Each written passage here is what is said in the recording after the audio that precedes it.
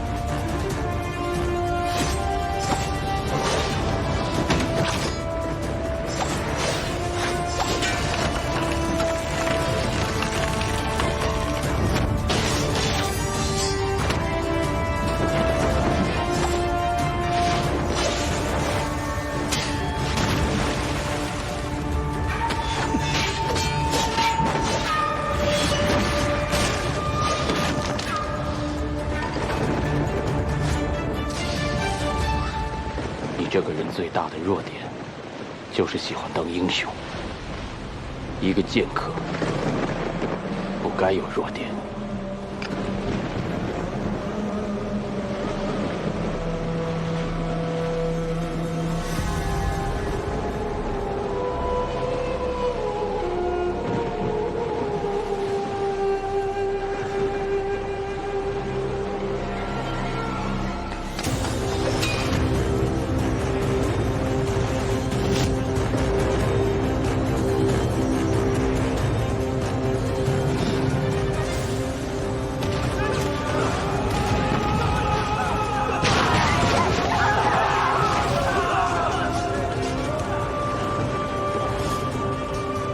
带他们来送死的滋味如何？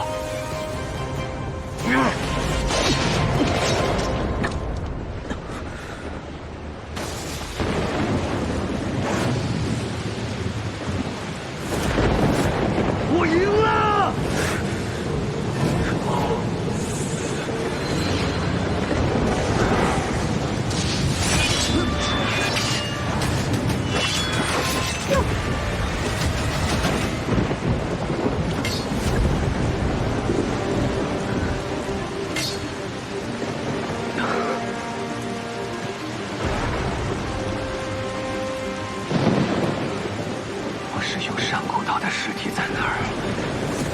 兄上古岛的尸体在哪儿？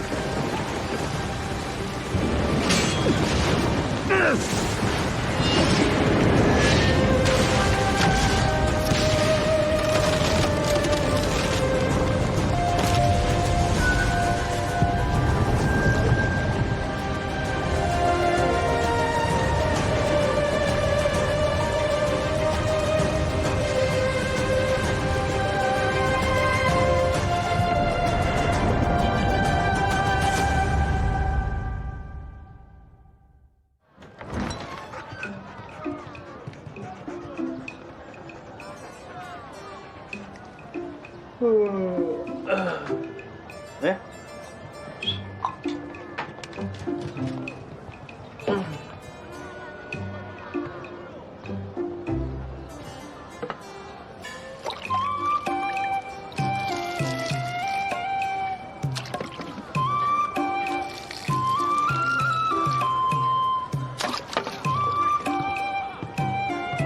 那日只杀得天昏地暗，日月无光。传说那李相夷是中了金渊盟的圈套，被人下毒啊。不过金渊盟没多久就被四顾门铲除了，但这个四顾门啊，随后也四分五裂，只留下一个江湖行堂百川院。李相夷不是天下第一吗？天下第一怎么会死？李相夷肯定还活着，他的剑那么快，肯定能一剑杀死狄飞升。不对，肯定是大魔王用快刀把他杀死了。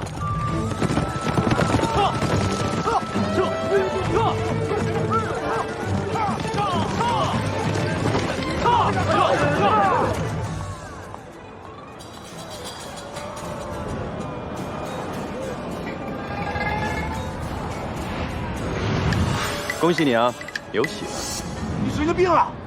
我能回来干嘛？我是来看我的腰，腰！哎呀！虽然你伤的是腰，可人家街头王娘子伤的是心啊！我来看腰，和王寡妇有什么关系啊？别乱动啊！我也奇怪，王娘子她为何把你的腰打折？你胡说八道什么呀？你面上生疮，舌苔厚腻，必是急火攻心所致啊！但你店里生意兴隆，你老婆笑容满面，可见问题不是她。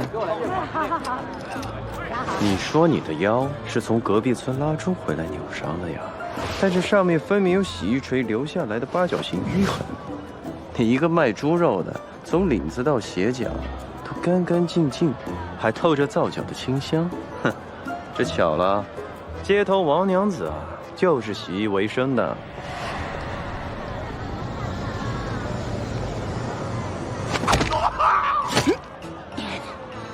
好了。王寡妇做生意，我照顾她生意不行吗？那当然可以了。从隔壁村拉个猪仔回来不过10里地，这路程这么短，有必要路上停下来洗个澡还吃一顿吗？是这种八珍养胎饮吧？哼，桌子底下放着送子观音也不敢正大光明的去拜。你是想要孩子又不想去负责，难怪被别人一脚给你踹出来。好了，5两银子，每人付一次。你抢劫啊！这几副膏药5两银子，不想要，行，不想要没关系，我找你老婆去要啊。哎，别，我要，要，给你，给，谢了啊。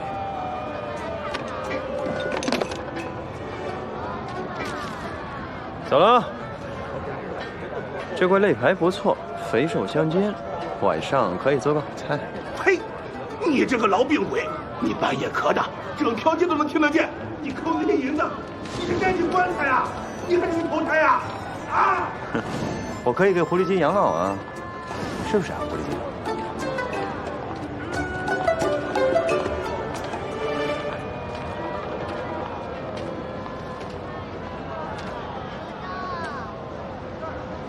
你就是神医李莲花？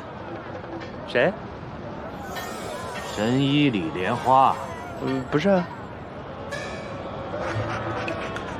哟，李神医，你回来啦？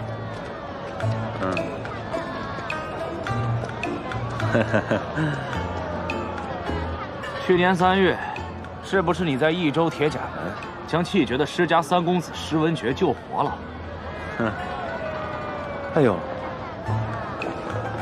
我这个人吧，就是记性不大好，这好像可能又不是我。我要你帮我治一个人，一个死人。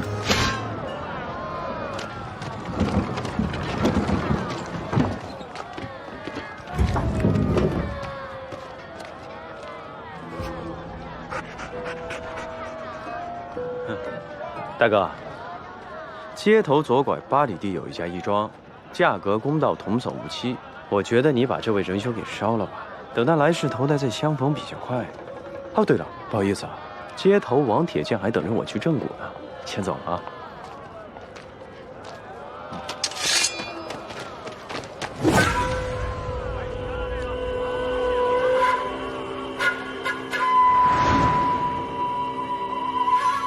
百川院武训开始。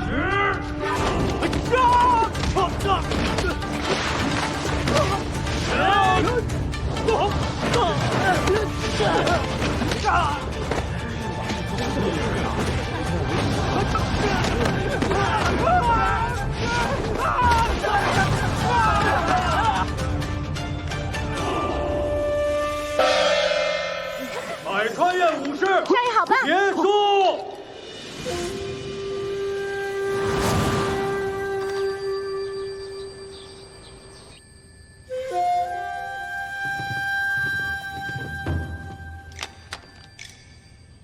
恭喜你们5位通过了辩院、衡察、武士3项考核，成为今年百川院新招收的刑探。其中，今年考核的甲等，就是这位袁健康袁少侠。承让啊！袁健康，这名儿怎么听着这么耳熟啊？授刑牌。等一下，把你的面具摘下来。不是先发刑牌吗？要做刑探，为何不敢以真面目示人？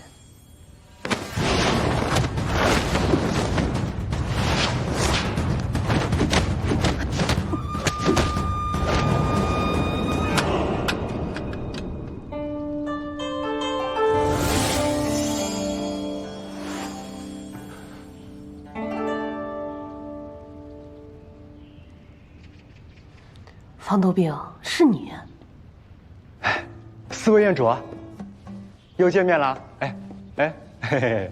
嗨，我就说听着耳熟吗？还什么袁健康，不是方多病吗？差点让这小子给混过去。不是，你怎么又来了？哎，我为何不能来？我连着考了3年，最后却总被你们找理由刷了下来。这次我化名起来考了第1，几位前辈总该没话说了吧？你爹娘知道你来这里吗？方尚书和何庄主寄来一封信，墨还没干呢。若让吾儿进入百川院，就把百川院拆了，盖猪圈。你是方家和天机山庄唯一的一根独苗，我们百川院当然是不怕事儿，但是也没有必要找事儿啊。行了，把少爷绑了送回去吧。哎，等等，是李门主叫我来的，难道连李门主的命令你们也不听了吗？李门主，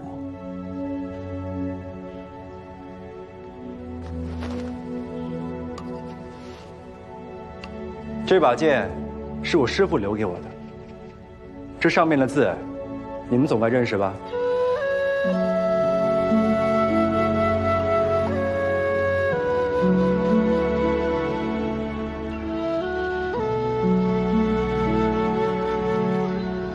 你师父是？没错，我师父就是响当当的李相夷，而我就是你们门主的亲传弟子。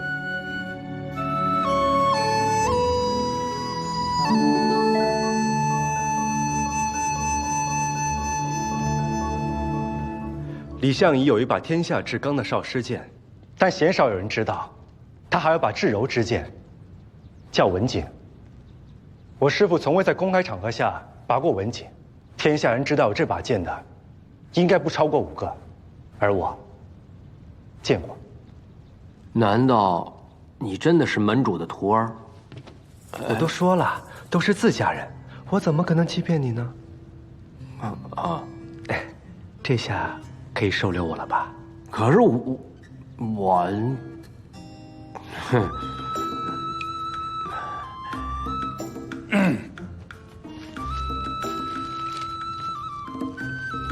当年司古门有难，百川院把这片土地都押给了我娘，这是契约。我是不会眼睁睁看着师父的百川院给我娘拆了当猪圈的。这既然是门主的遗命，这是师命，不是遗命。我师父只是失踪，他没有死。所以，我想留在百川院，等我师父回来，重振司古门。少爷，这次成功了吗？哎，幸好舅舅告诉过我一个李门主的秘密，要不然就差点混不过去了。哇，少爷，你可太厉害了！不过，夫人若是知道你装病敲了会试，来这里考百川院，她会不会打断你一条腿啊？还有少爷，如果老爷知道皇上指了婚，要少爷为当朝驸马爷，而少爷又恰好偷听到逃婚了，那会不会把你另一条腿也打断？你们1个2个就不能盼你们家少爷一点好吗？放心吧，等你们家少爷成为名震江湖的刑探之后，他们就会知道，这比起庙堂，我还是更适合江湖。那少爷，咱们现在去哪儿？加州。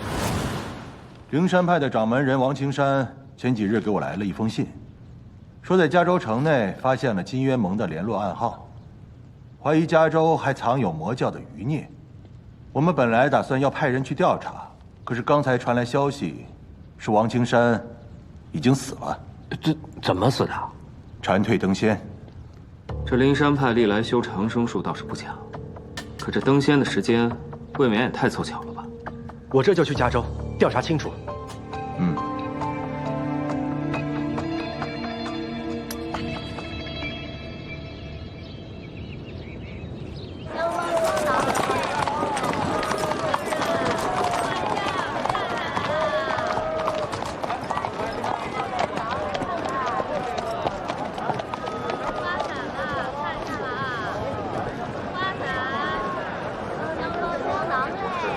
客官，这边请。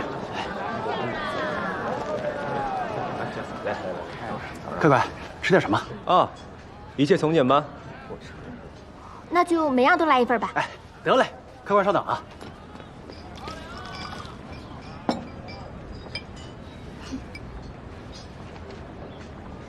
给我老实点，进去。哎呦！他娘的，敢耍老子！你说你行医去行卦问天，行卦就行卦，你却偏偏要那只狗来叼，日日叼来下钱。你这是消遣大爷们玩呢？到底是狗行医还是你行医？哎，你说的对，这畜生呢，有时候不仅会行医呀，还比人讲道理多了。今日你若再不出手救人，我就废掉你这没用的爪子，看你还怎么跟我们耍花枪！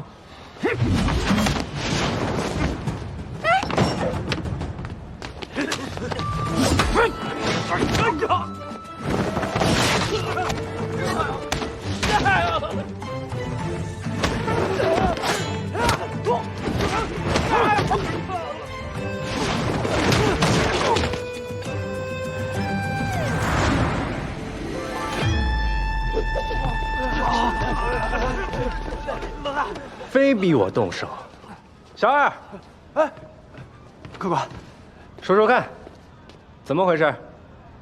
这几位爷停了一口棺材停在后面，抓了一位郎中回来，非逼着他把棺材里人救活。这位郎中也真是有趣，说他救人需要一个条件，得让他家狗叼出上千才可。这人又不是神仙，怎么可能把死人救活呢？这位兄弟说的没错，人若不讲道义，和畜生有什么区别呢？臭小子，你什么来路？竟敢管烽火堂的闲事？我是什么人？百川院。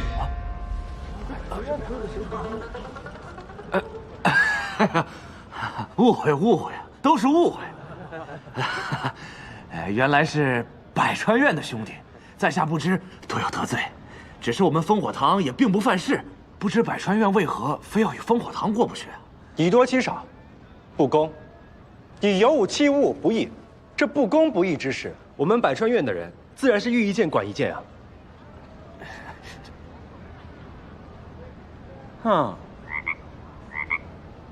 说得好，说得好，小兄弟，你是刑探是吧？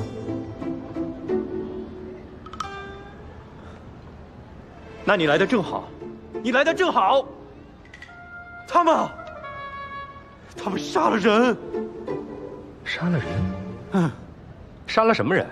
你快点把他们抓起来，快说，什么案子？我们杀的都是该杀之人，只是不该在此刻死，对吧？啊！你说几刻死就几刻死啊？阎王殿是你家开的呀？你干嘛？哎，你看，还瞪我呢。好了，别说了。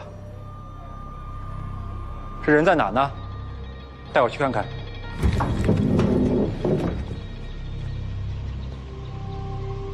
神通妙手空空，是他。灵儿，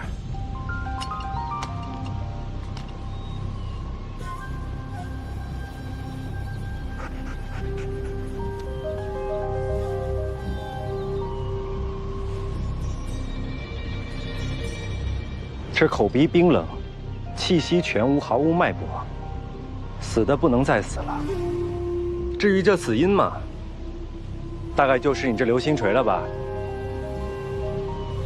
少侠，他偷了我们烽火堂的镇堂之宝，这贼人可是少林俗家弟子，练过金钟罩，不可能就这么死了。对啊。既是如此，那和这位大夫有什么关系呢？人是他杀的？不是。东西是他跟妙手空空一起偷的？也不是。那既是如此，为何要为难这位李莲花？啊，李莲花大夫呢？说得好，小兄弟。难道我们的东西就这么白丢了？你不是刚杀了一个人吗？他拿你东西，你要了他一条命，这说起来还他比较吃亏呢。你们原本有机会找回失物的，可惜，下次动手之前掂量掂量，谁的命都挺贵的，杀了总得付出代价吧。这具尸体我会留下来通知百川院，至于怎么处置，也交由我们百川院定夺。李大夫，哎，你可以走了。谢谢少侠。哎，他不能走。兄弟，我们丢的可是镇堂之宝，这家伙是唯一能拿回来的希望。铁甲门施文觉，铁骁大侠，都说这个叫李莲花的是能医死人肉白骨的神医，他们绝不会撒谎。哼，但是我只记得，我好像给他们开过一些什么风湿膏药吧？可我这个膏药，也不能让人起死回生啊！我哪有那么厉害啊？能医死人肉白骨这种骗小孩的话本，你们也相信啊？就是嘛。这位兄弟若是能起死回生，我跟他信。怎么？不服是吧？13年前，朝堂与四顾门有约，百姓之事归衙门管辖，江湖恩怨交由我们百川院定夺。你们几位是连百川院的裁决都不放在眼里了吗？好，今日之事，我们烽火堂绝不会就这么算。走。好。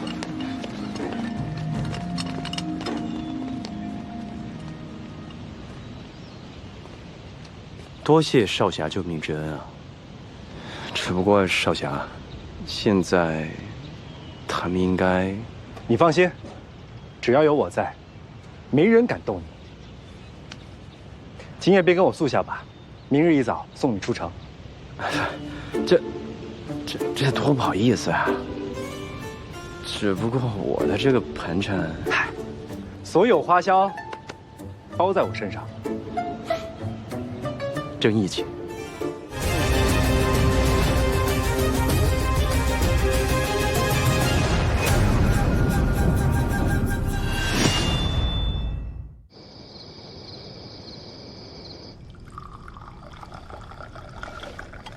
少爷，点心粗笔，我再去准备几份。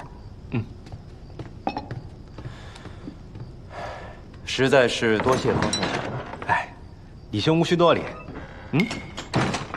你怎么知道我姓方啊？敢将方尚书的独子招入麾下，佛比白石的胆子真是不小啊！你认识家父？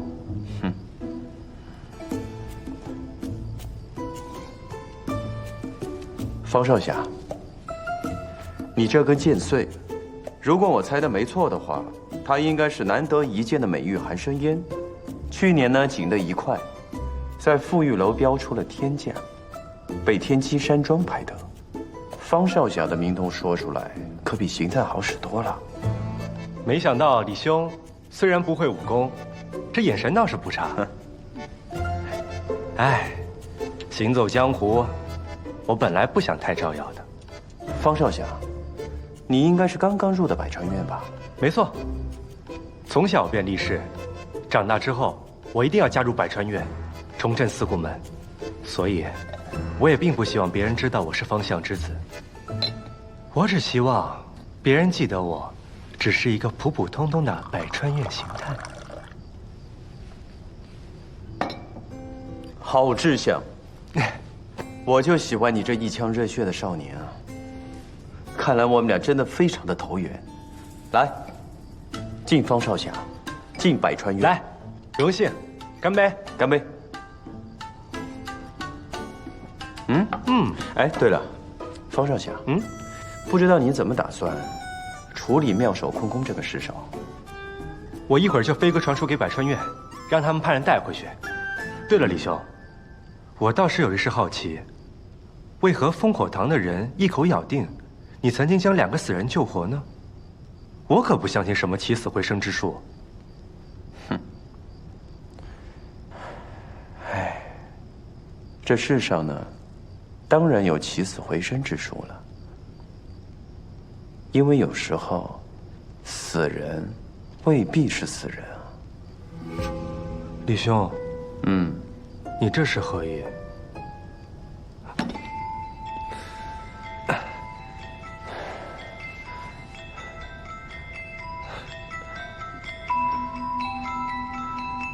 这茶水，这么多年没遇到刑探，没想到遇到第一个刑探，就是你这么一个生瓜蛋子。百川院可真是一年不如一年。你到底是谁？唉，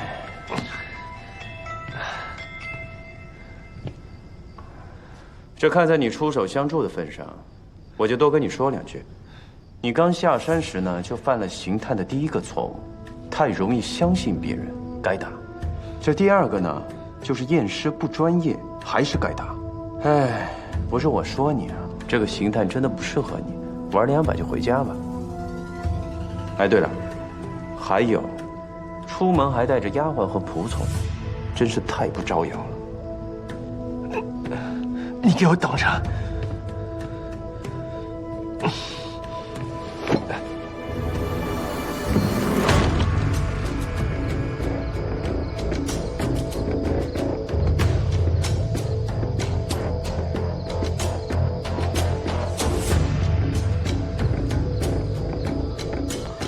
起来吧。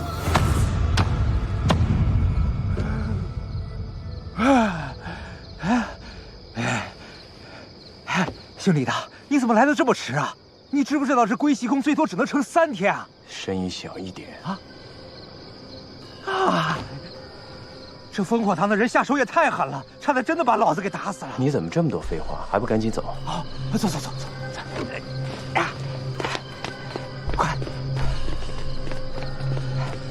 快！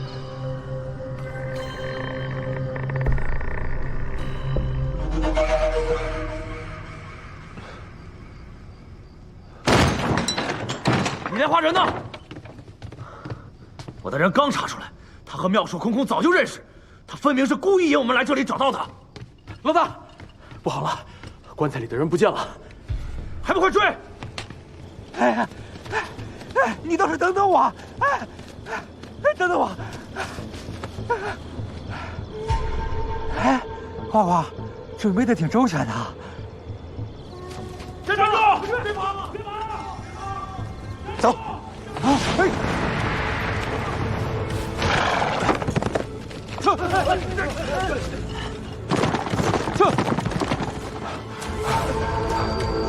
小子，你之前说什么来着？假使这位兄弟真能起死回生，你跟他姓？哼！此事我定要向百川院讨个说法。走。走。李莲花。哎，花花看到没有？刚才那个邢台的脸真是臭极了。我欠你的人情清了清了。这烽火堂啊，也不是什么好东西。坐山贼起家，5年前强行借走了施家的秘诀，据为己有。没办法，只能找到我给他偷回来。不过今天幸好有你啊，这场戏。我的东西呢？对，给。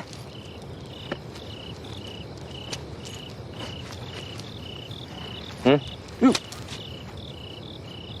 说来你这个人还真是奇怪。说你抠吧，我要分你1半银子，你不要，只要这10铺和5两银子。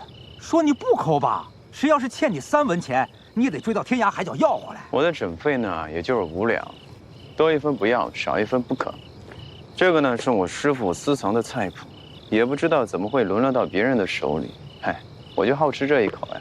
你这个人总是神神秘秘的，也看不出有半点功夫。轻功还可以。哎，你师傅是谁啊？你也别研究了，我只不过是一条孤魂野鬼罢了。哎，李莲花，你是不是在找金渊盟的人呢？职业习惯嘛，一时好奇。再说了，就把你这个人全身上下翻个遍，也翻不出什么要紧的东西。哎，告辞。家中灵山道场，说不定有你要找的人。灵山派。少爷，消消气，咱们这常在江湖行走，偶尔失了脚也是常有的事嘛。就是没想到那个人长了一副人畜无害，谁知道是只老狐狸呢？少爷，不然咱们还是回庄去吧。你记不记得庄主说，你要是敢加入百川院，我教你好看。我娘每次都吓唬我，哪次让我好看了？其实少爷，我才发现咱们这次带出来的所有银票都作废了。什么？掌柜让咱连夜就搬出去，可是你知道的，咱们住惯了上等厢房，可真不能在外面露宿街头。不行，既然下定了决心，岂能这么容易铩羽而归？我们先去加州把正事办了。拿去，当了花些钱回来。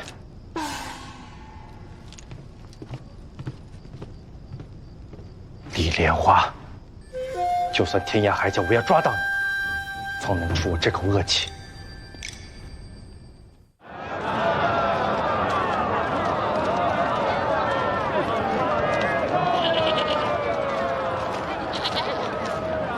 兄弟，问一下，这加州城灵山派怎么走？你要去灵山派？你这年纪有些大了吧？哦，那边好多要去灵山的，你去问问吧。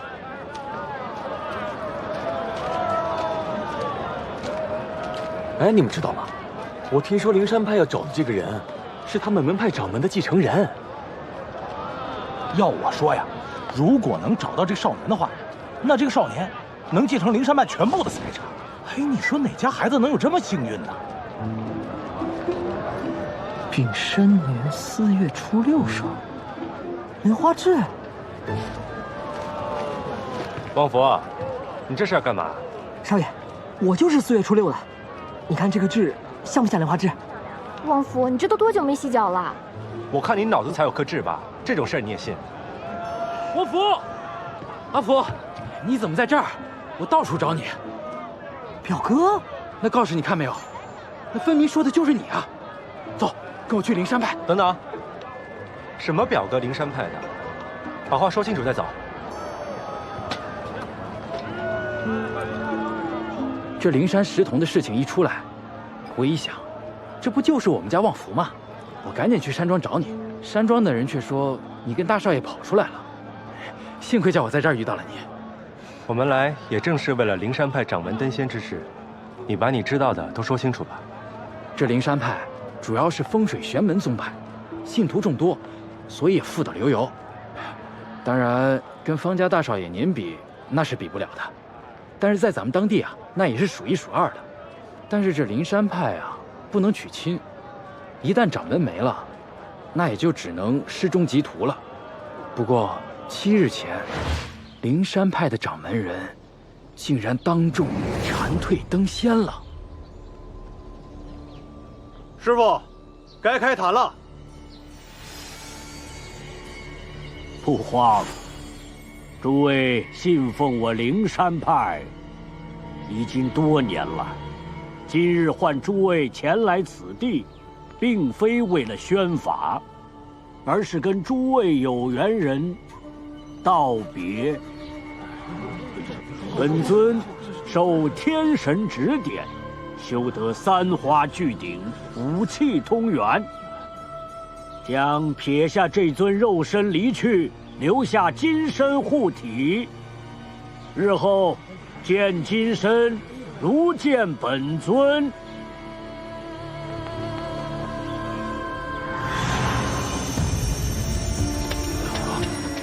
恭送掌门蝉蜕登仙。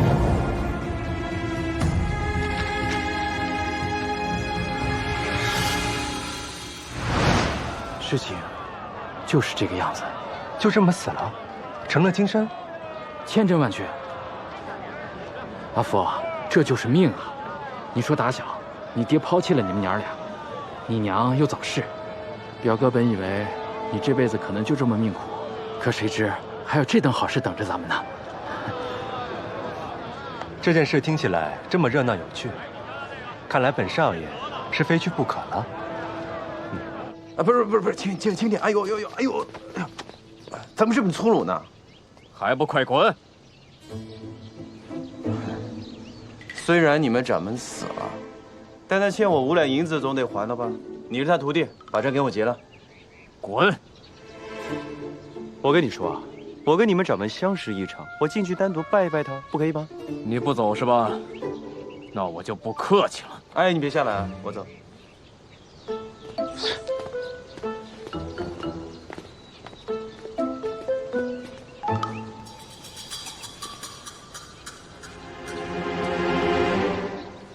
好巧啊，李神医，还以为找你需要很久呢，没想到这天道好循环，这么快我们又见面了。是很巧啊。哎呦，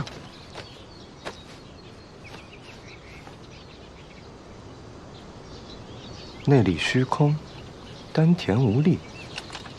哼，你当真不会武功？身体还很差，经不住拷打呢。可你害本少爷在烽火堂面前丢尽了百川院的脸。你放心，我方多病是不会对没有武功的人下手。你不是很能说吗？不是有很多关于佛比白蛇如何训练刑探的意见吗？跟我回百川院走一趟，我倒要看看你这3寸不烂之舌能不能逃得过百川院的牢狱之灾。小兄弟，这百川院就免了吧。其实呢，我也就是帮了个忙，收了5两银子出着，也罪不至此啊。再说了，这件事情我跟你好好解释一下。其实就是这个妙手空空，他归西宫对吧？哼，没错啊。本少爷从来都不相信什么起死回生之事。那天我整整想了一整夜，你到底是如何搞的鬼？哼，终于让我想明白了。小兄弟，你还真有点东西啊！看不出来，你的见识也不少。如今这个归西宫啊，也就只剩一脉了，一般人是真看不出来。我聪明，我知道。哎，跟我走。等等，小兄弟，既然你这么聪明的话，那一定很清楚，什么事情对你是最有利的。如今这个灵山派的掌门已经被杀了，我可以帮你断案，帮你通过百川院的考核，让你爹娘也再无话讲。哎，哼，我封住这2个穴，寻常人根本解不开。你休想要逃！至于这王掌门是不是被杀的，我自己会查，还轮不到你这个巧言令色的假神医替我帮忙。我走。等等，小兄弟，既然你这么聪明的话，那一定很清楚什么事情对你是最有利的。如今这个灵山派的掌门已经被杀了，我可以帮你断案，帮你通过百川院的考核，让你爹娘也再无话讲。你怎么知道？我怎么知道？你没有正式被录入百川院，对吗？要是百川院录入你了，那你应当有自己的行牌呀，是吧？又怎么会偷拿别人的呢？啊？下次注意遮挡点。我上次见你的时候呢，你鞋袜干净整洁，可现在却蒙灰深沉。大少爷连茶水都不愿意将就的人，现如今几日都不更换鞋袜，想必你是囊中羞涩了吧？如今你又把自己的玉佩当了一些，可见你爹娘不支持你做刑探，所以你是偷偷的溜出来的。那百春院呢，向来对朝堂敬而远之，佛比白石又不会轻易的接纳你，于是你想了个办法，就和百川院佛比白石打了个赌，破几个案子再进这个百川院。灵山派掌门七窍登仙，也就是你的第一个案子了，所以你才来这里的，对不对？你怎么知道灵山派掌门被杀了？你也参与其中？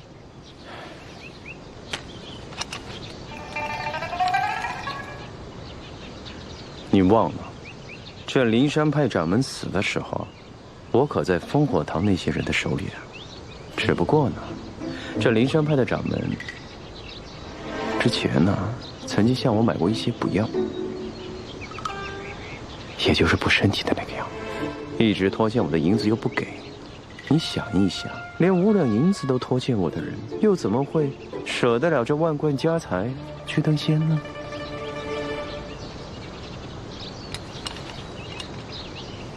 我看你现在也很窘迫，不如这样吧，我帮你破案，你放我走，如何？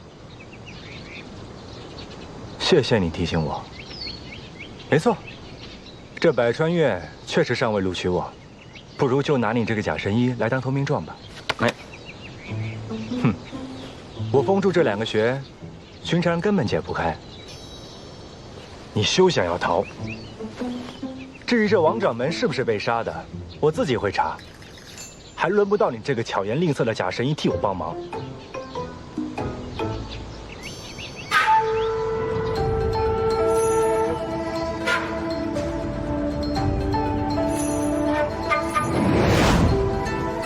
走走走，赶紧走！走！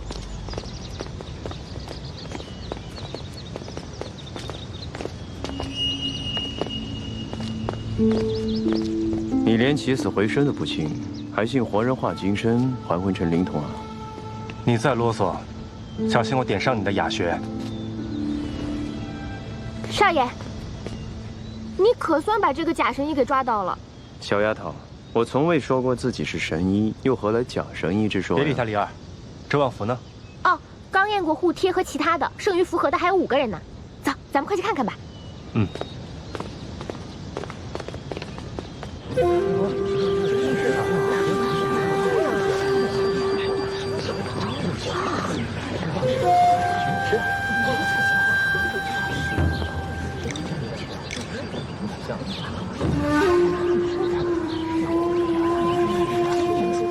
诸位乡亲，各位教友，仙师于本月初7蝉蜕登仙，留下真言，由灵童来继承灵山派，故此在今日举办这场灵山识童大会。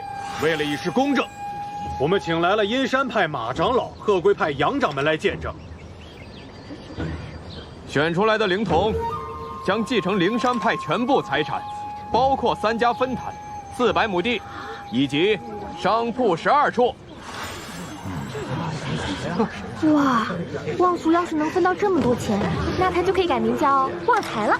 鉴于师傅没有留下任何明鉴之法，所以下面请各位灵童上前，在师傅他老人家金身面前手敲玉磬，磕头请求明示。这如果被认定的灵童才有好处，那其他的灵童呢？危险！快停下来！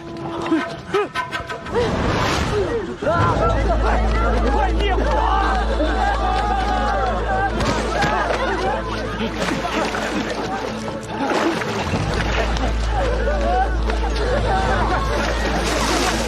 这边，来跑！这边，我们不是灵童，我们擅长作假，不选了。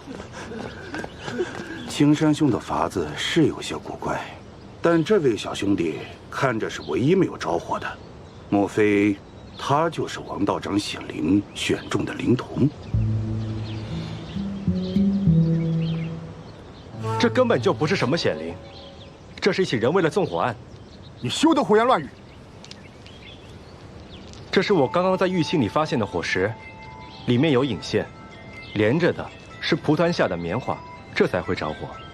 这个是有人故意事先弄好的机关，你们可有人知道此事啊？这究竟是怎么回事？这些都是些不值钱的老物件，平时随意丢在库房，并无人看管。你们可曾见过什么可疑人等？没有。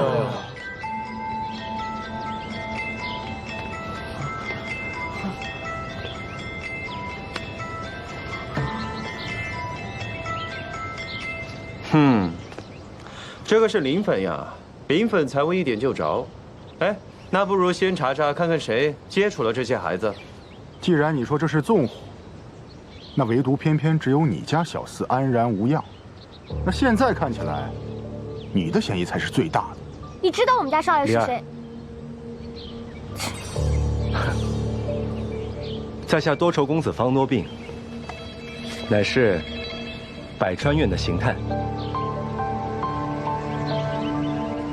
我们刚到此地，也从未到过贵派，如何有时间和机会下手呢？既然这一时半会无法自证，不如给我们百川院一个机会，一定将此事查个水落石出。这位方少侠是百川院的人，我们自然信得过他。但是这位旺福有没有和外面勾结，很难说。他留下，等石童大会结束，查明真相，再把他交还给你。等等，此事还没有查清楚，你们还要继续吗？万一这暗中之人继续对孩子们动手，谁负责？公子有所不知，今日的灵山石童大会是掌门生前定下来的，我们灵山派不能一日无主啊！不行。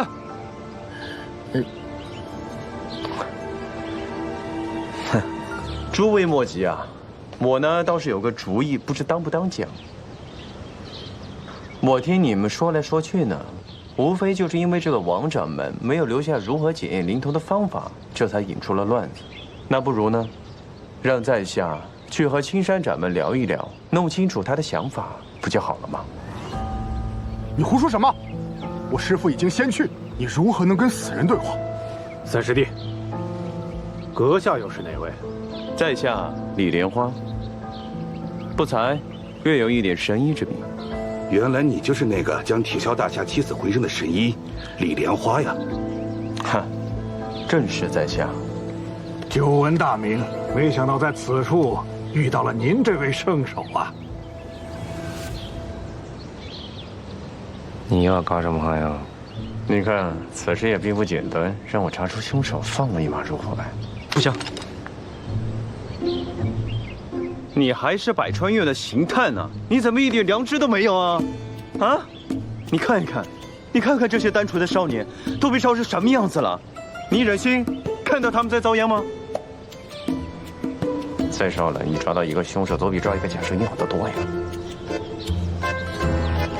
哼！如今这个青山掌门已经回天乏术了，在下呢懂得一点还魂之术。诸位要是信得过我的话，不知可否让我试一试？我们怎么知道你有没有装神弄鬼，假冒师傅旨意呢？休得对神医无礼！我们信得过你，就按李神医说的办吧。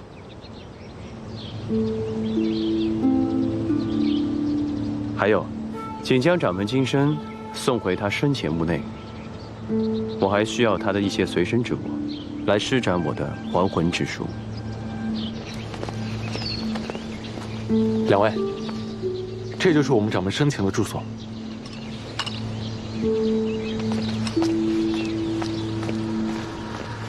说说吧，你那什么死而复生的铁萧大侠和铁甲门少主，又是你耍了什么把戏？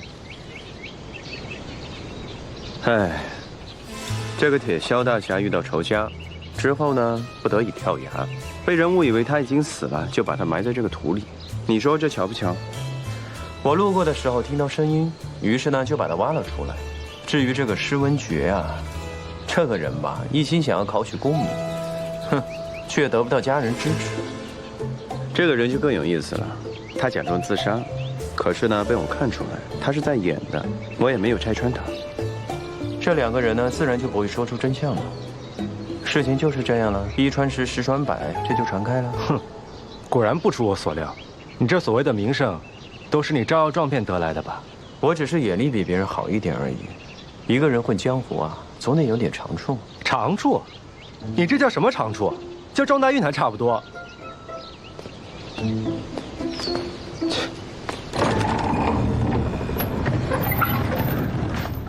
你也别不服气，这运气呢也是实力的一部分。这话说的没错，有言在先，若我帮你这把，咱们就算两清了。那也得看看你能不能功过相抵。哎，你不是眼神好吗？咱们俩打个赌，看看谁先能查出他的死因。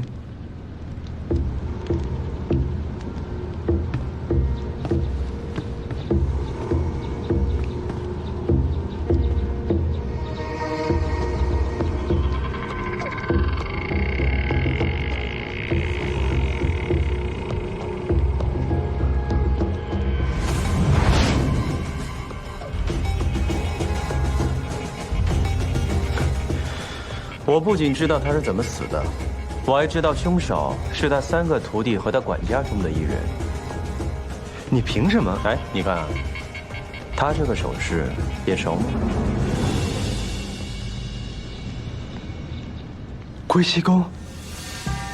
不用探了。归西宫呢，最多撑3日，3日之后呢，需要在他的百会坛中穴上施上3针才可见效。此刻呢，都过去11日了。早就死透了。王青山施展归西宫假死，必须要找心腹之人将他唤醒。可那个人并没有为他施针，所以他就闭气而死了。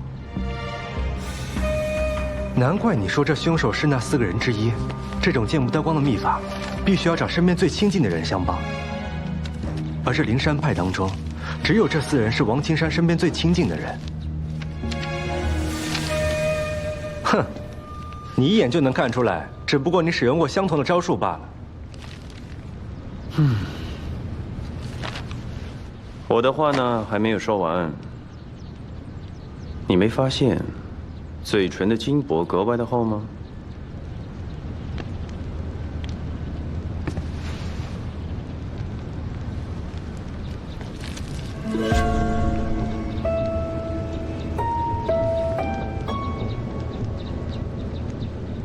这是死前受伤了，所以凶手要用厚厚的筋搏掩盖住血迹。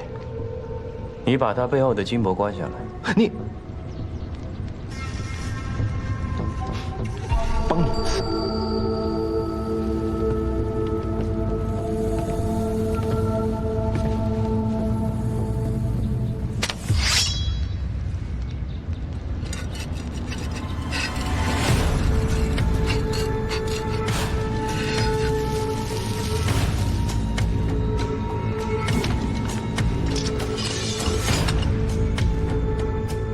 难道是五毒掌？你认得呀？这五毒掌是金渊盟奔雷手星雷的成名绝技。10年前金渊盟被灭，教中的大部分人都被百川院所抓，但还有些漏网之鱼。这星雷就是其中之一。没想到这么多年，竟然一直藏身在这。走吧，去掌门登仙的地方看看，或许啊，能找出其他的线索。为了破案，为了破案。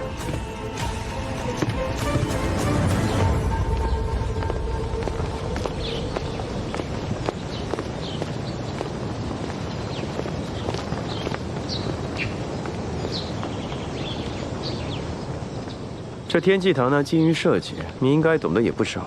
这次我考考你啊，这大变活人的把戏是怎么唬人的？哼！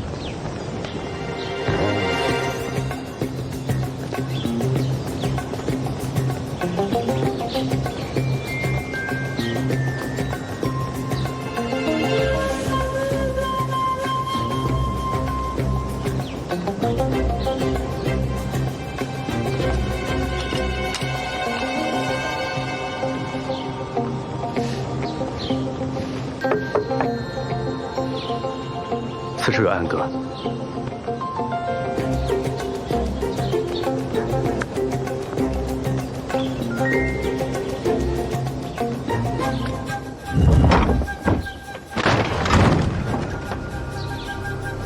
果然，当日奔雷手事先在石板下藏好一个金身，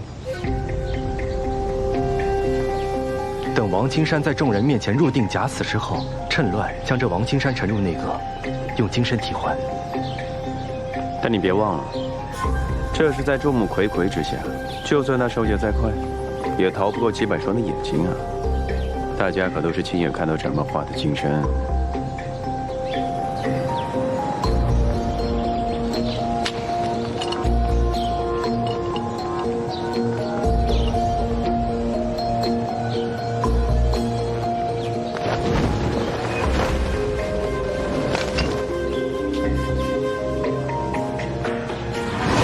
铜镜，金粉。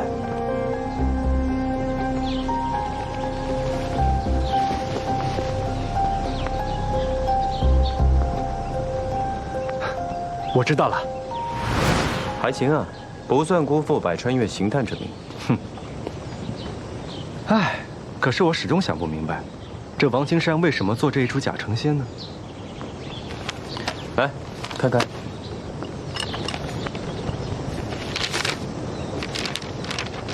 这不就是本《三字经》吗？有什么奇怪？你读《三字经》的时候多大呀？本少爷聪慧过人，3岁便熟读《三字经》，比我笨些的也就5、6岁吧。对啊，这王青山50有余了，怎么还会有本《三字经》呢？除非他有一个孩子，他想找的灵童不是16岁，而是6岁。这下就说通了，这灵山派不可娶妻生子，他若不想把门派的产业留给徒儿，而是留给6岁的私生子，便只能用这个法子。这个主意没准还是奔雷手给掌门出的，正好借此机会设法将他自己有关的孩子变为掌门。哎，你去哪儿啊？我们现在去哪儿？去和掌门聊一聊。你还指望那个死人给你答案啊？给你的那本书翻到有标记的那一页。小孩的签名，他既是私生子呢，不能跟他爹姓，那就只能跟他娘喽。所以呢？所以啊，我有个计划，不知道天机堂少主做一个打破金箔，让死人变活的机关需要多久？过来。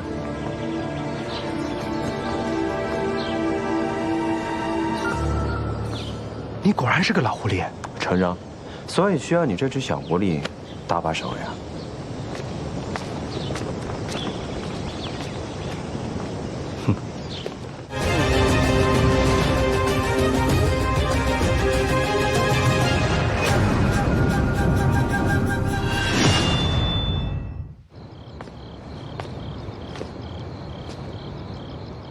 王掌门的头七已过，魂魄离体太久，在下已经尽力了。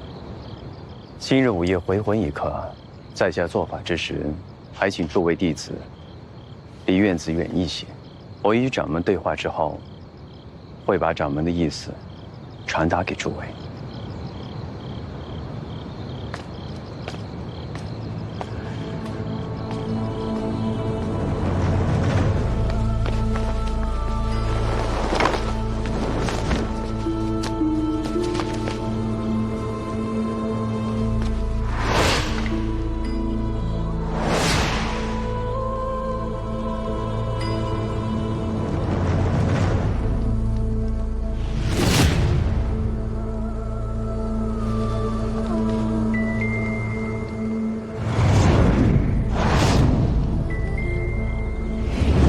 天地玄宗，万气之根，魂魄入体，各归其位，请。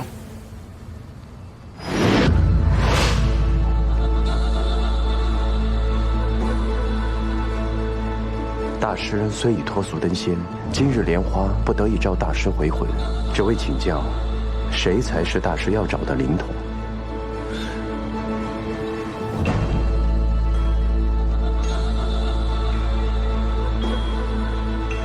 明白了，大师一直有一个放心不下之人，在今日午夜将托梦给灵童。若明日谁能答出此人姓氏，再将此人姓氏公之于众，那个人就是真正的灵童。那还请大师将答案写在这张纸上。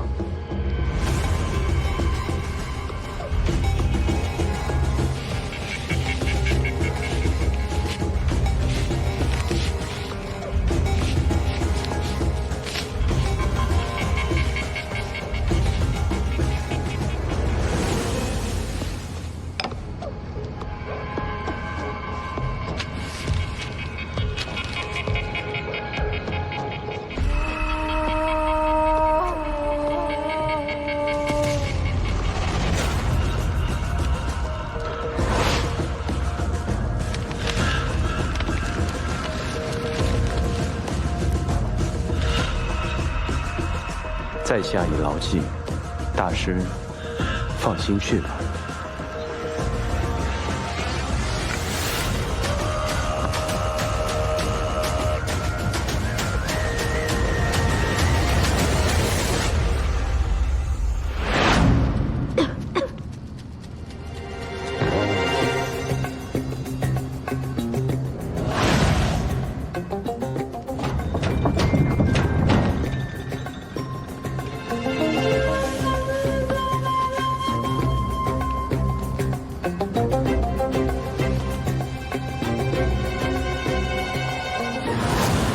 烧掉了一半，只看到了一半，这到底是什么信？这不就是鹤？我看得真真切切，是鹤。鹤。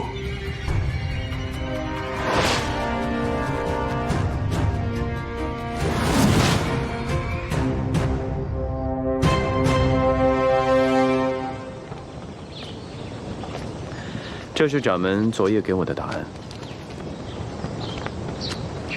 有劳朴管家了。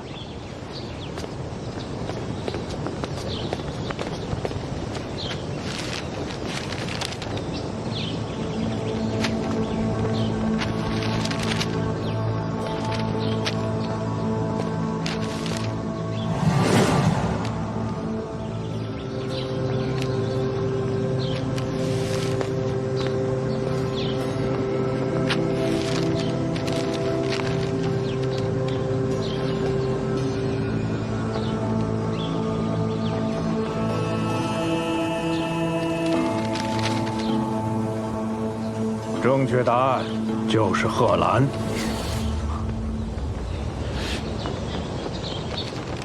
原来当真是你，你就是那个天血灵童。我不是，我明明上面是……你明明交的白卷，有人换掉了你的答案，对吗？对。这短短几步路，有谁能换掉你的答案呢？朴管家。啊！你手中的那张空白卷，快拿出来啊！我不知道你在说什么。哎，这都是他的猜测，这里面有误会。再说了，现在只有他写出了正确答案，那他就是真正的天选灵童啊！谁告诉你这就是正确的答案了？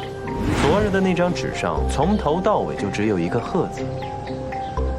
是不可能。哼，只不过是做的一出戏罢了。一般人呢，看到烧掉的一半，也只会猜出是个“鹤”字。唉，谁会想到这鲜为人知的负心贺兰呢？只有杀死掌门的凶手才知道，掌门最在意的那个人，就是他的情人贺兰烟了。走。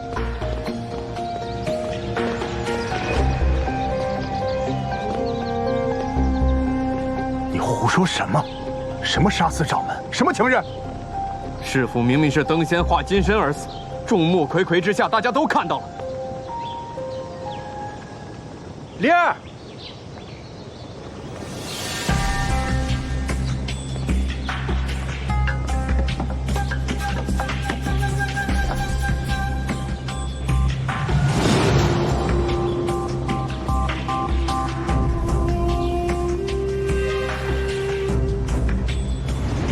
王金山刻意挑在日落之时飞升，就是为了利用这琉璃壁来把黄昏的光投射到撒了金粉的铜镜上，再聚集到王金山的身上。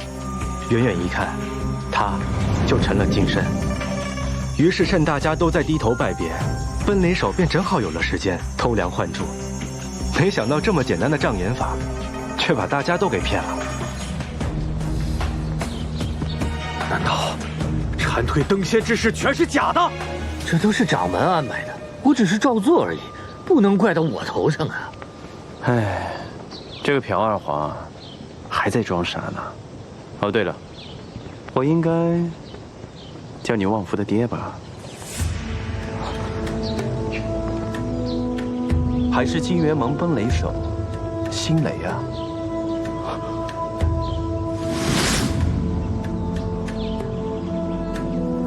你们现在就可以派人去查看一下，这金身背后有一个黑色的掌印，就是这位奔雷手的成名绝技。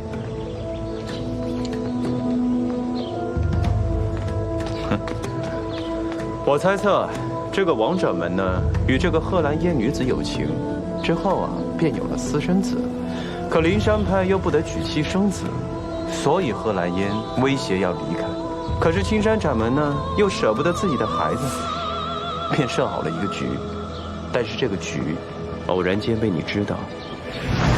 恰好你还发现王掌门察觉了加州有金元盟余孽的痕迹。于是你就动了除掉他的心思，顺势就给他出了这个主意。这样能行吗？那个女人几次三番来闹，若不依她，恐怕全门派上下迟早会知道这件事情。到时候声誉有损，暂且不提。万一几个弟子闹僵起来，要您退位，那个时候真的就什么都没有了。王掌门既舍不得财产，又舍不得儿子，于是你俩一起谋划，用琉璃镜制造了这起当众肉身化金身的戏码。原本3日之后，掌门等你自学将他唤醒，谁知道等来的却是致命一掌。之后，你再以金箔涂身，掩盖你的五毒掌。掌门身上果然有个掌印。是你杀了师父？怎么别人说什么你们就信什么呢？我跟你们讲，这些都是那个人的臆想。我还没有说完呢。哎，王守庆，掌门留下的那句真言可否借我一用啊？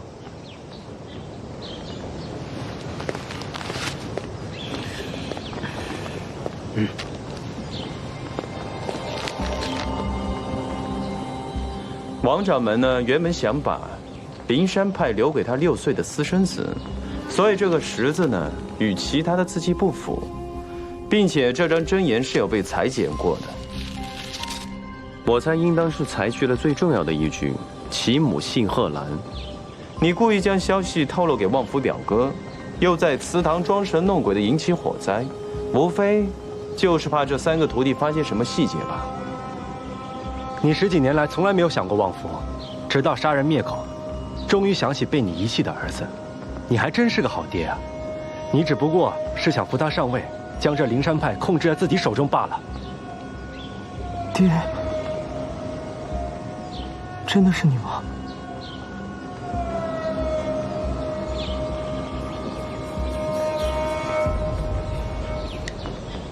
故事说得不错，可惜呀。可惜我还是没有证据，是吗？昨天贺兰的名字一冒出来，你就担心此事会暴露，于是连夜赶去他家，想除掉他们母子。我们早就在他们被子上涂了白红脂，一旦洗手，便会变成黑色。伸出手给大家看看吧。为师父报仇！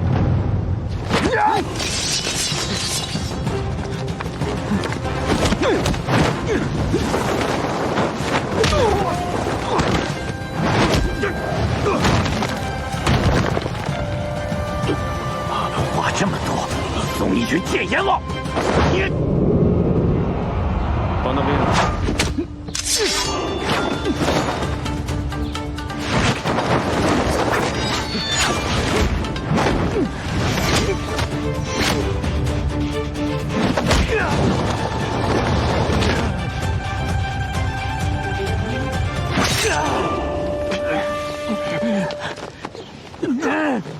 劳烦你们先看顾一下，我这就飞鸽传书，找人押送他回百川院。哎，等一下，你还有什么要对旺夫说的吗？这个废物，他也配？狗东西！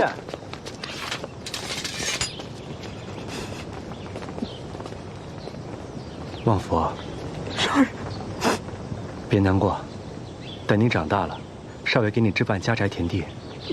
啊，没事儿。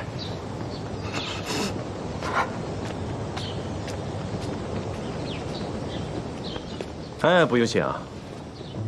什么不用谢？这也算是我帮你破的第一个案子。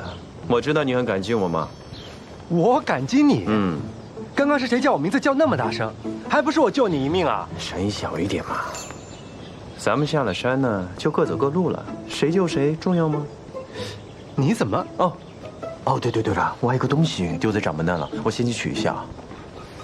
哎，没礼貌！方少侠，我们有个不情之请。哦。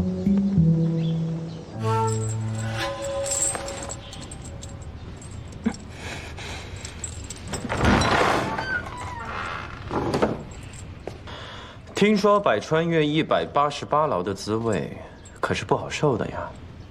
你来做什么？我来是给你一次机会。如果你告诉我一件事情，我就放了你。抓也是你，放也是你。你到底意欲何为？不是我想抓你，是姓方的那个小子想抓你。你的死活，我根本无所谓。说吧，你到底要什么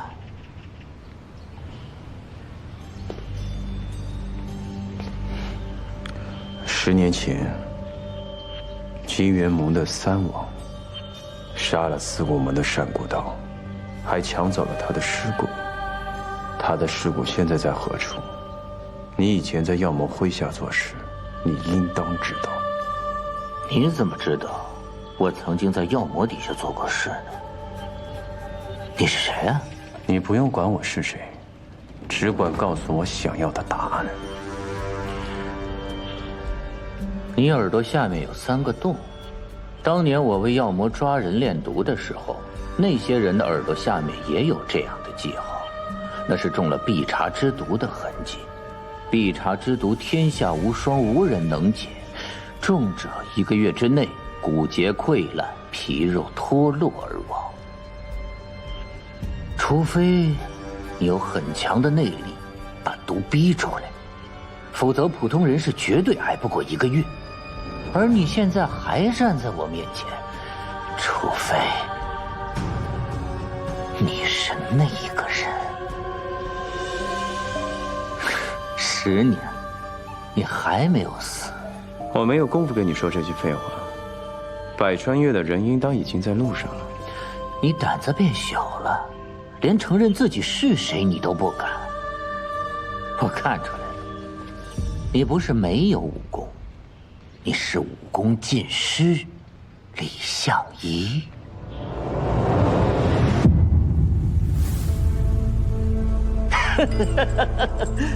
我猜对了，曾经不可一世的剑神，现在也落到如此田地。当年你为了你师兄，打上金渊盟，可是你今天却要苦哈哈的替他收尸。江湖上面都说你李相夷冷酷无情，我看未必。你对你师兄还是挺上心的嘛，可惜我帮不了你，我不知道他在哪里。自找死路。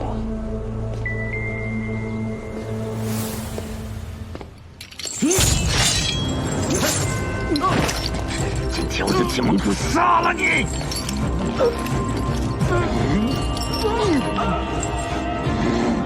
李莲花，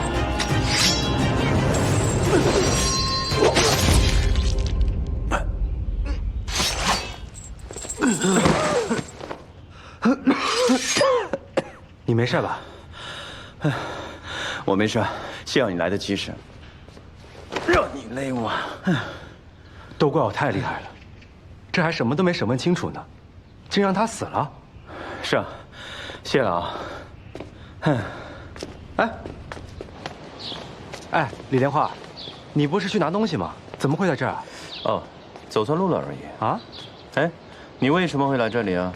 哦，灵山派那3位师兄为了答谢咱们，说要请咱们吃饭，幸亏我来找你，这不，又救了你一命。谢了啊。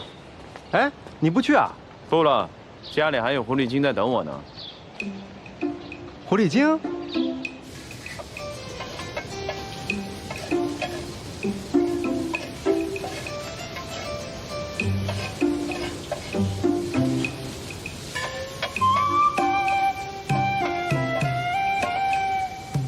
盐调酒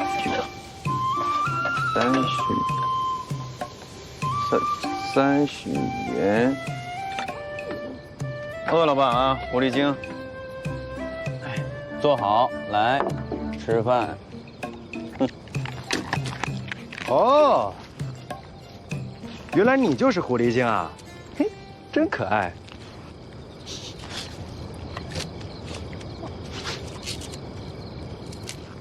没想到你不仅是个半吊子大夫，还是个没天分的厨子呀！哼，这就是莲花楼。这是什么呀？你还这里种菜呢？我要是没记错的话，咱们两清了吧？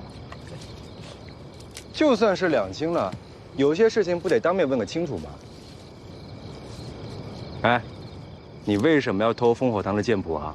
那本剑谱呢，本来就河南施家的，早些年呢被烽火堂的人抢走了，所以花重金让妙手空空拿回来。那你为何参与其中呢？他帮过我一个小忙，当年呢，我也有心计。他偷东西啊，偷到我家里来了，还喂了我一把药，欠人情总是要还的。没想到，你还是个有恩必报之人。我不是啊。我很想赖这账的呀，但这个人吧，把我的行踪呢告诉了烽火堂，我有什么办法呢？不是，你怎么还不走啊？留着准备跟我吃晚饭呢。哎，好歹我今天救了你2次，我这酒都带好了，你不得把我留下请我吃顿饭啊？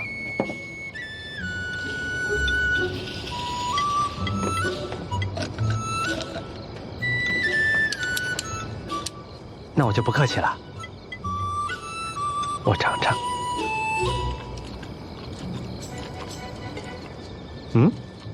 这块上好的牛肉，你为什么要加这么重的胡椒破坏它口感呢？还有，你看这梨蒿，一看就清清淡淡的。下次做饭的时候可以加几片腊肉，用腊肉的香去烘托它的清鲜，这样就好吃了。还有这栗子炖鸡啊，这一看就腥。下次做饭的时候可以用高汤去去腥，是吗？当然。你如果喜欢做饭的话，下次我教你啊，我可是行家。那就不麻烦你了。大哥，你别这么冷漠行不行？你好歹也是我行走江湖认识的第一个朋友啊。哦。哎，不瞒你说，我也是从家里逃婚出来。我爹希望我上主，可我一点儿不喜欢官场。这比起庙堂，我还是更适合江湖的。那这和我有什么关系啊？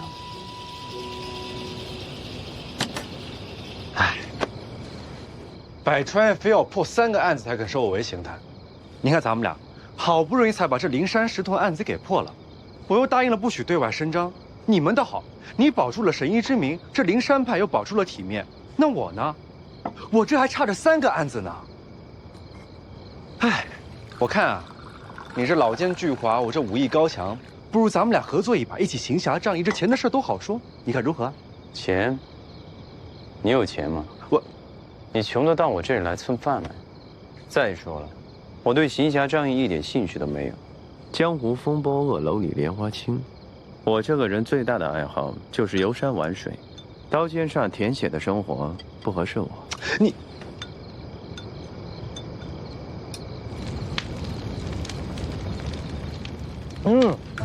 你再考虑考虑嘛！我若进不了百川院，我怎么对得起我师傅呀？手给我放开啊！去，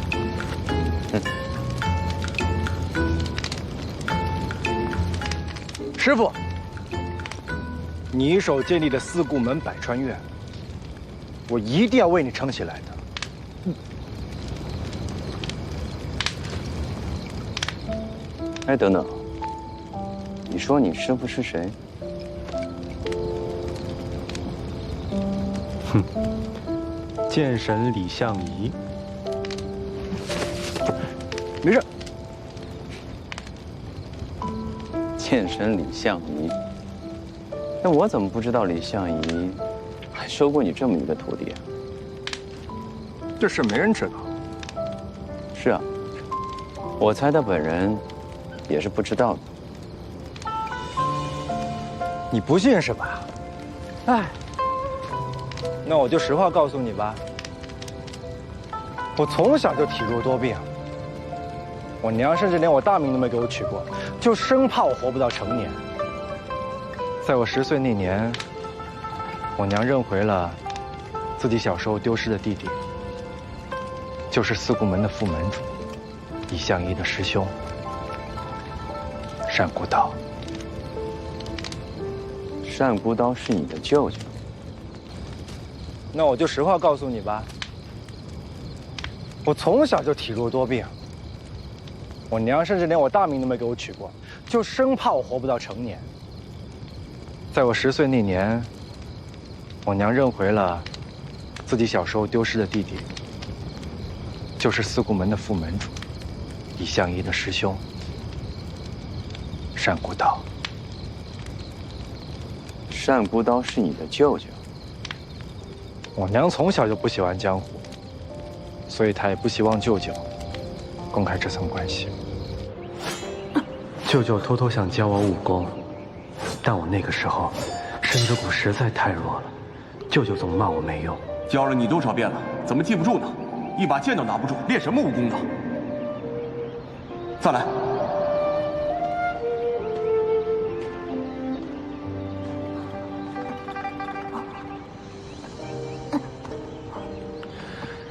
这把剑对你来说太沉了，不适合你。接着，这把木剑比较适合你。若你能用这木剑练好100招基础剑式，来找我，我定收你为徒。他临走的时候还对我说：“别再把自己的剑弄丢了。一个剑客一定要握紧自己手中那把剑，才能平天下所有不平之事。” 那是我唯一一次见过李相夷，如今连他的样子都不记得。可就为了他这一句话，我努力治病，再苦的药我也吃了，再难泡的冷泉我也泡了。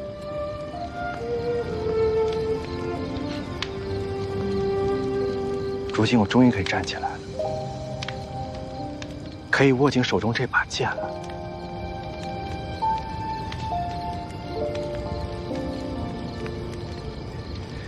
可他却已经不在了。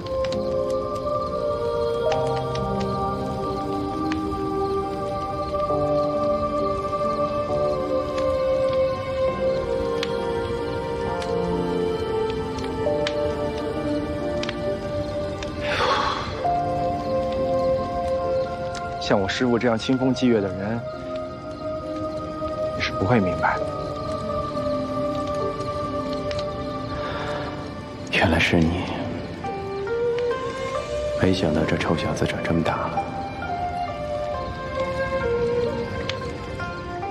这武艺还可以，不算呢给你舅舅丢人。只是有些事，你也不用记得太清楚。来。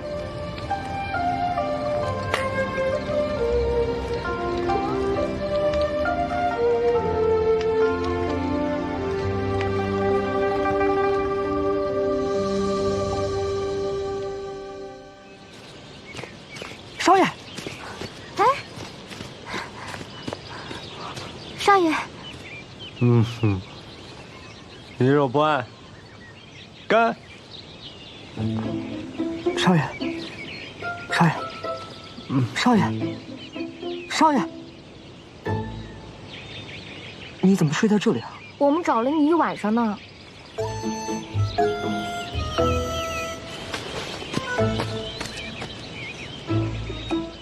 这楼呢？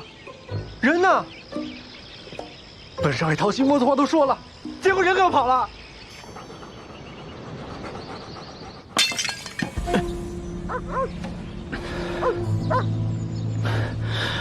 发作的日子又提早了。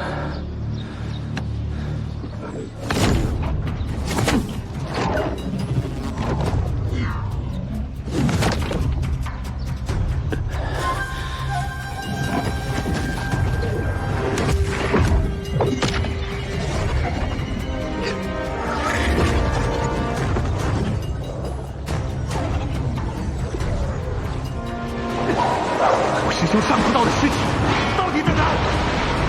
你这个人最大的弱点就是喜欢当英雄。一个剑客不该有弱点。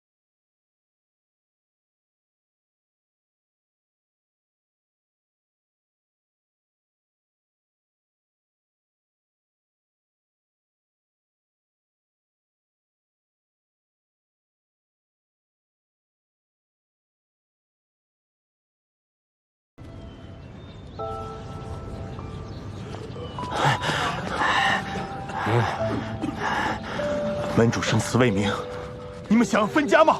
我问你们，四顾门死伤大半，因为谁？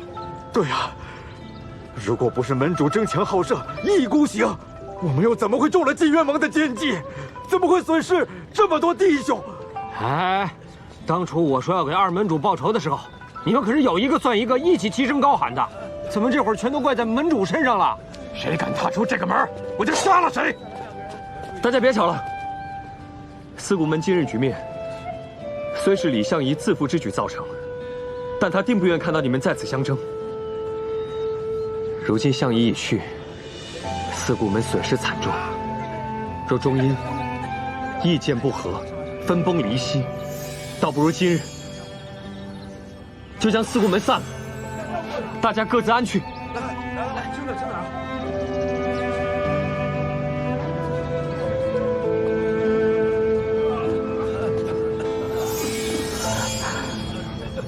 你要解散四顾门？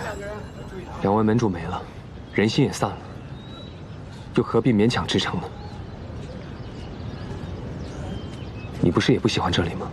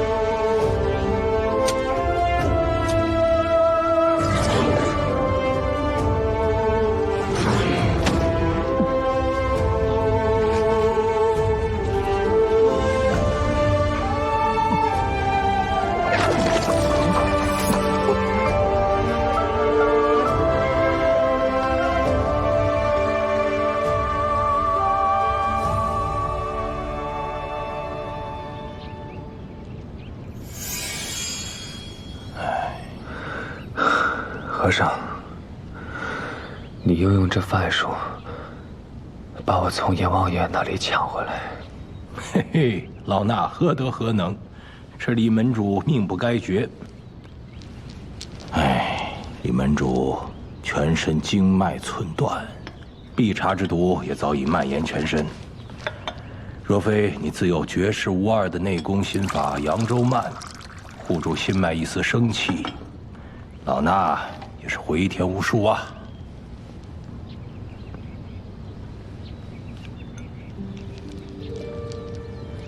范术也只是续筋接脉之法，金针也只能将入脑的必察之毒引出，无法真的解毒。老衲挽回不了李门主这一身绝世功夫，只能勉强为你留下一成内力。这数道金针，也是让你受尽了折磨呀，让你容貌和身形日渐变化，故人相见也难识。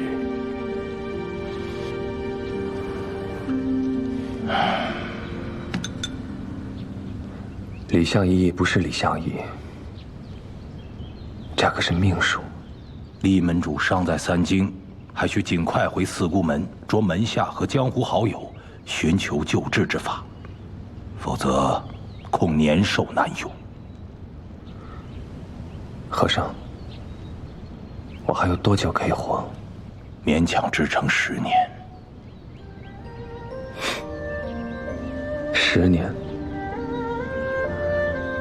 你帮我从阎王爷那里讨回来10年的命数，不亏。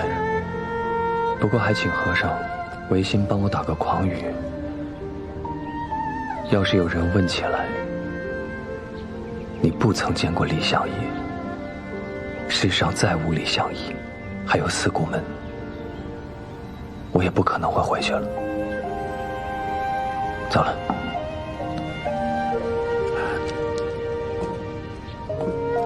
李门主，你年纪轻轻，却如此放任深允，岂不可惜呀？况且那必察之毒已存于你肺腑之中，必会时时折磨你。万一哪天强压不住，再次入脑，你恐将为幻觉所困，最终成为一个疯子。疯着死很好，无知无觉，也无甚可惜。老衲不知李门主心中想要避什么，如此决绝要去。一念心清净，莲花处处开。和尚，你这个禅语好得很。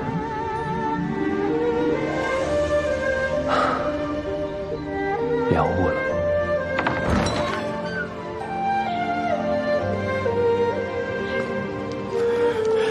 李门主，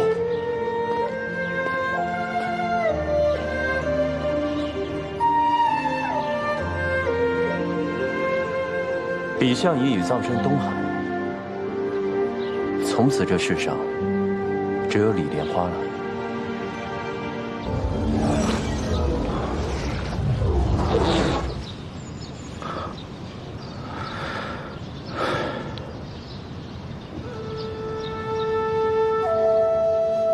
师父，你是不是故意把那小子送到我的跟前来提醒我？不过您放心，死之前我肯定会把师兄找到的，要不然我都没有脸去见您了。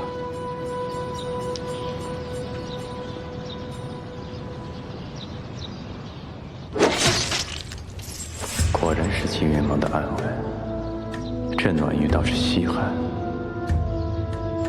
昆仑玉城。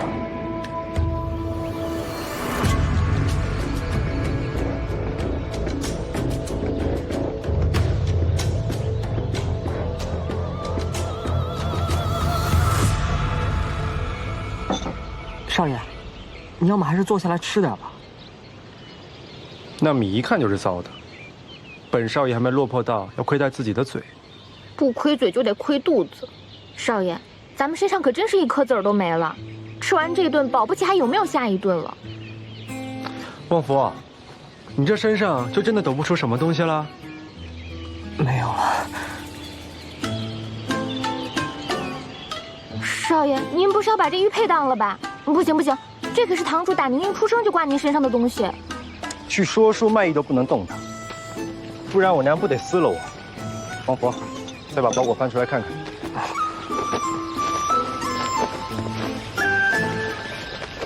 哎，这信是？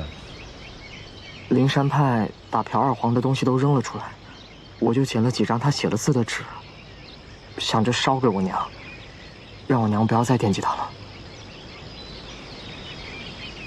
下次我帮你写，来，我看看。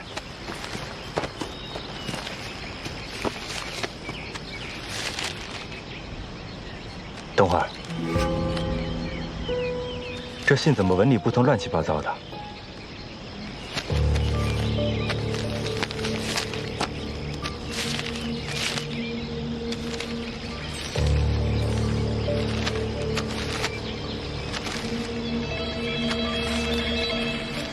属下失利，暴露金渊盟在加州行迹，万死难辞，本当亲自北上坐下谢罪，但请魔君看在属下一片忠心赤诚上，网开一面。属下定为魔君，为金渊盟复兴大业赴汤蹈火，在所不惜。少爷，这什么意思啊？这明显是朴二皇还没来得及寄出去的请罪书啊！这金渊盟里头能称得上魔君的，只有大魔头狄飞升身边的药魔了。这朴二皇是给药魔办事的。少爷，药魔长啥样啊？灵儿，把我们天机堂收集多年的金渊盟药源手册拿出来看看。哦。药魔，年岁不详，来历不明，善制毒用药，初以医活死人，名动江湖。有心疾，机无内力，不善功夫，奸诈狡猾。这怎么听着在哪儿见过似的？哦，我知道了，少爷，你说这个药魔像不像那个假神医李莲花？他活死人肉白骨的名声不是凑巧，因为他就是药魔。那么去灵山道场也不是凑巧，朴二皇的死更不是凑巧，就是因为他暴露了金渊盟的踪迹，药魔是来灭口的。这巧合确实太多了。他如果真的是金渊盟的余孽，绝对不能让他从我眼皮子底下溜走。那咱们去哪儿找他？这北上只有一条必经山道，他拖这个房子肯定走不快。走，追他去。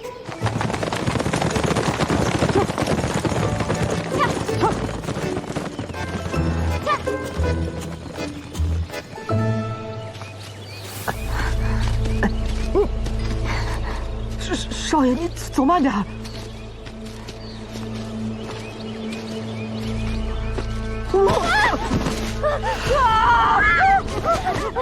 怎么了？少爷，鬼！这不是鬼，是尸体。找李莲花要紧，赶紧走吧。好。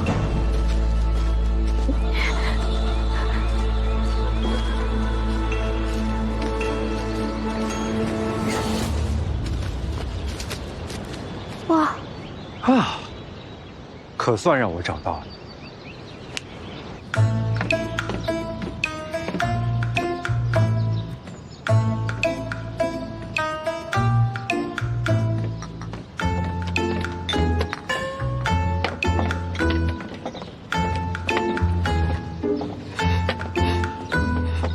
什么味儿啊？我也闻到了。谁知道什么味儿啊？他要真是药魔，这整天与死人为伍，做什么都不稀奇。少爷，你要么还是别说了吧。就是少爷，刚刚这一块我们都检查过了，没有发现什么特别的。你傻呀，最要紧的东西，往往藏在最不起眼的地方。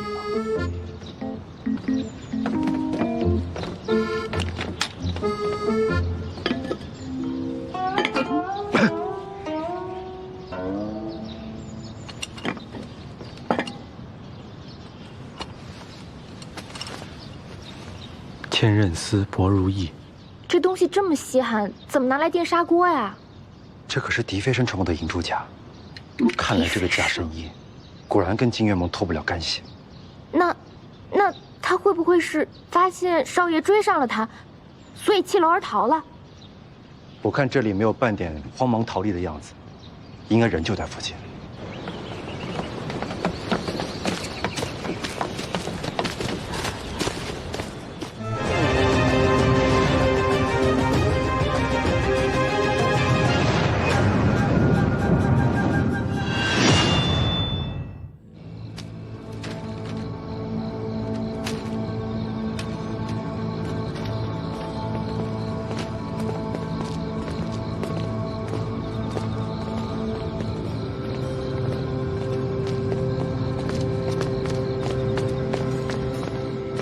开门！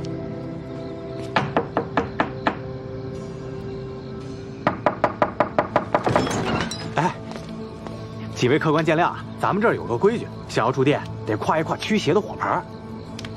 驱邪？啊，几位客官有所不知，这附近呢有处古战场，不少士兵曝尸荒野，所以啊，这时不时总传出点让人疑神疑鬼的事儿来。恰巧今儿又是中元节，掌柜的特地准备个火牌，大家挎一挎，驱邪气。少爷，要不咱别住了吧？不住这儿，不然让他走夜路啊！哎，有劳，有劳，岁岁平安，岁岁平安，岁岁平安。嘿，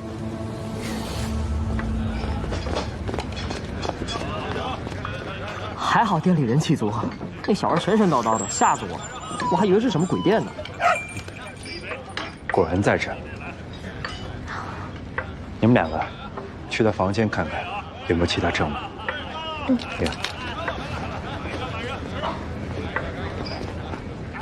正所谓山水有相逢，做了亏心事，溜是容易，可再遇见，岂不是很尴尬？哎，包少侠，是这么回事。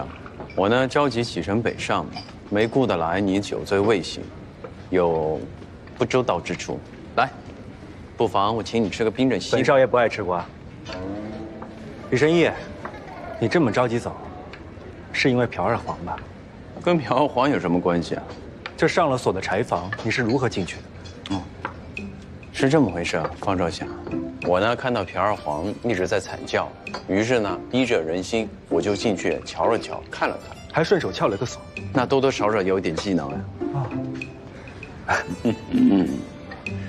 编的还真是顺畅啊，只可惜你走太匆忙了，也没确认人家朴二黄死没死透，万一还有机会开口呢。哎，这方少侠，这朴二黄没死的话，不是更好吗？正好让你送去百川院邀功啊！我也是这么想的，可惜人家朴二黄只交代了你，什么来路、什么身份，我就不必在这明说了吧。乖乖跟我回百川院走一趟。方少侠，你这说笑了，我能有什么来路身份？我不过就是一个到处混饭吃的江湖游医啊！起死回生的名声可不止一个，10年前就有一位以医活死人而闻名的。哦，哈哈，哎呦，这说了半天，原来你是怀疑我是金月盟的药魔啊！看来朴二黄确实死了，不然也不会让你猜得这么离谱。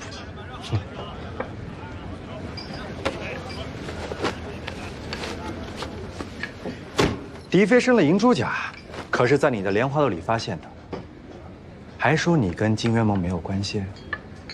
这东西这么大的来头，几年前我确实是在海边捡到的。这捡东西，不是罪过吧？真有这么巧？那谁说不是呢？方少侠，赶快吃点西瓜吧，这瓜再不吃就不冰了。说啥啊？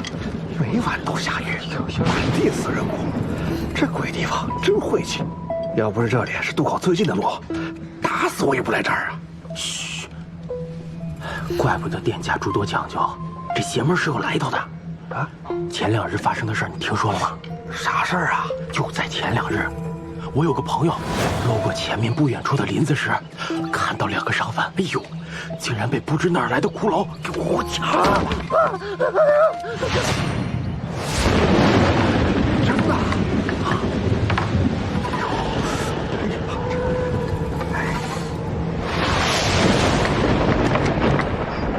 哎，小二，麻烦请问一下，楼下那位带狗的公子住在哪间厢房啊？哦，他就住在最里面那一间。哦，莲儿，你帮我望风，我去搜一下那假神医的房间。好。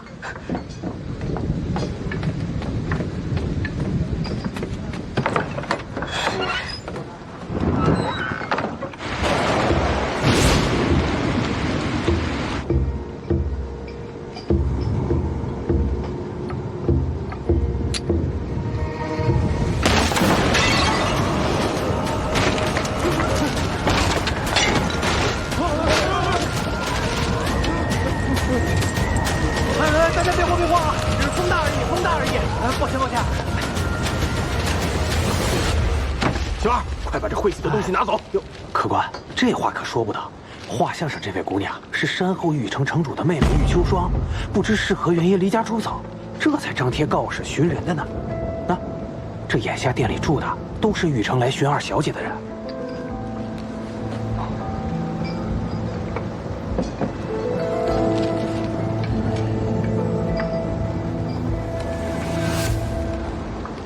这瓜都快放坏了才给客人吃，也不送点小菜什么。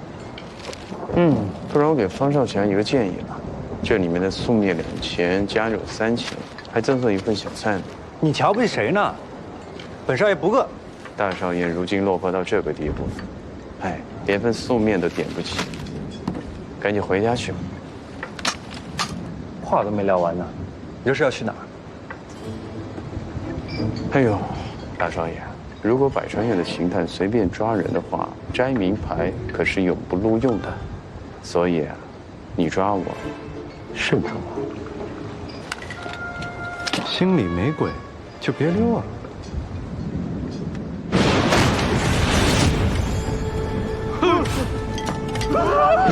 鬼啊！别喊谁是鬼！这是画上的玉秋霜。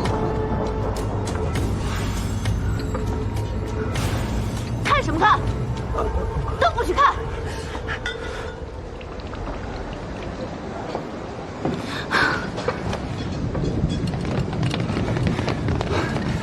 二小姐，您这是去哪儿了呀？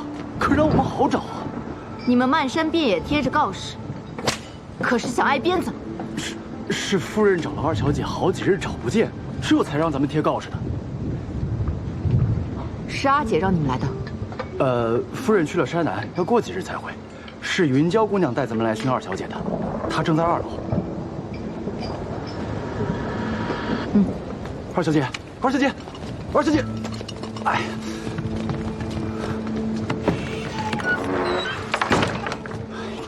二小姐，跟这么紧干嘛？我都上楼了，还能再跑了不成？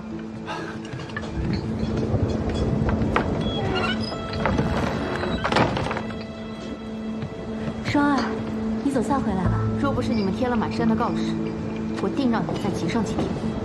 好在人是找到了，不然玉城的人发起脾气来，可不得了。这倒是个好办法。要是有什么嫌犯无故消失了，就贴一路的告示，逼他自动现身啊。王少侠，你家小厮呢？进门后就不见了，没准你可以用这个方法去找找他。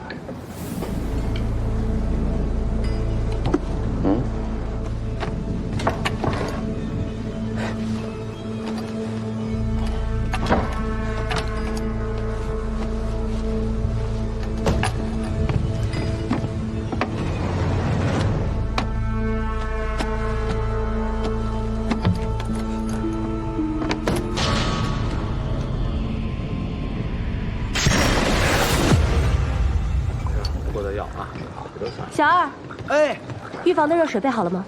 啊，好了，姑娘，这边就是。秋霜我已经安抚好了，明早便可以回玉城了。辛苦云姑娘了。云姑娘和咱们二小姐亲如姐妹，有她在，总算能给夫人交差了。上去吧。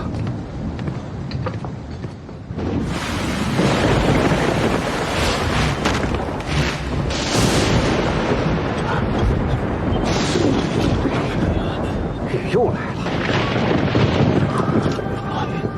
哎呀！快！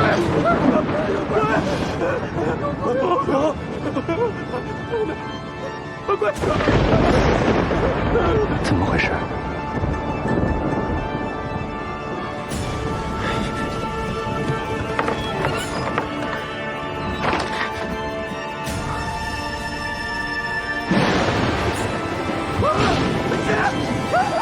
姐！